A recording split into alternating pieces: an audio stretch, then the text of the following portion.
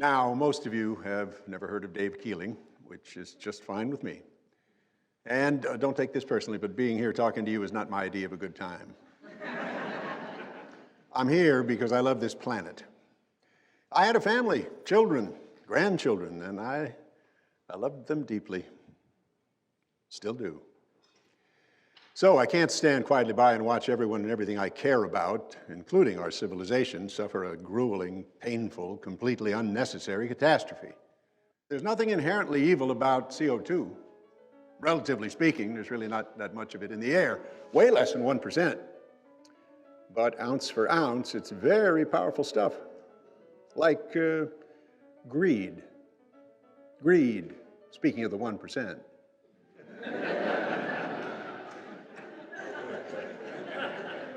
One day, around the 4th grade, we got a new teacher.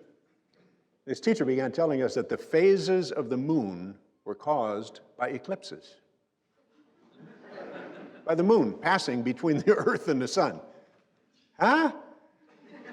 I was horrified. I raised my hand. She ignored me. Finally, she kept going. I couldn't stand it. I stood up. I said, "Miss Spencer, that's wrong. That's not true. You're talking about an eclipse. That's wrong." She gave me a look, told me to sit down and shut up. I always had a problem after that with ignorant people in positions of authority. You know, like Congress, for example.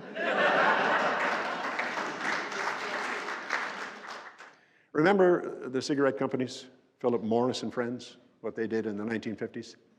The tobacco industry created a phony research institute that issued official appearing reports about how there was no real evidence linking cigarette smoking with cancer, heart disease, emphysema.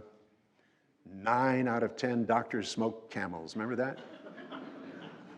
8 of them are dead.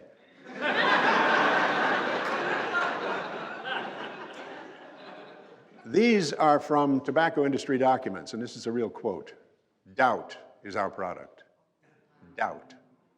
The industry's strategy does not require winning the debates it manufactures. It's enough to foster and perpetuate the illusion of controversy. Like greed, doubt is very powerful stuff. If you're looking for a reason not to believe something, try doubt. What's happening right now is that the Arctic is warming up twice as fast as the planet as a whole. In 30 years, since 1980, we've melted 80% of Arctic ice. Ice that was in place for about 125,000 years. The Greenland ice sheet covers 80% of Greenland, and it's melting. Unlike the Arctic ice, Greenland's ice is land-based. When it melts, sea levels will rise. Underneath the Arctic's permafrost is methane. Over a period of 100 years, methane is 20 times more powerful than carbon dioxide. Some of the permafrost is a mile thick, and it holds twice as much carbon as the atmosphere does right now.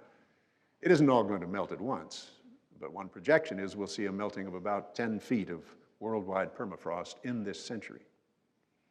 And there's also a tremendous amount of methane buried under the ocean floor. There's methane deposits there that have been held in place by permafrost lids. As the ocean warms up, these lids are beginning to leak. We're seeing methane chimneys now bubbling up off the coast of Arctic Siberia. What can we do? For 130,000 years, human beings, anatomically identical to us, with brains and native intelligence on a level with ours, lived on this planet. One generation followed another, and nothing ever changed. And then the climate changed. It warmed up.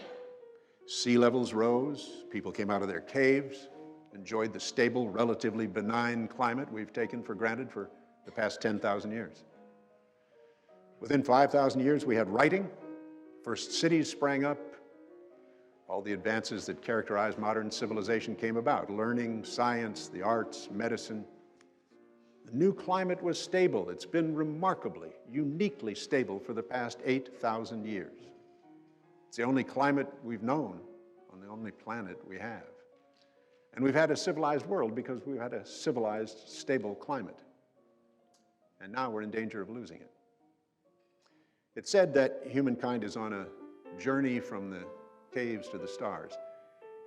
If so, it's been a journey fraught with challenges.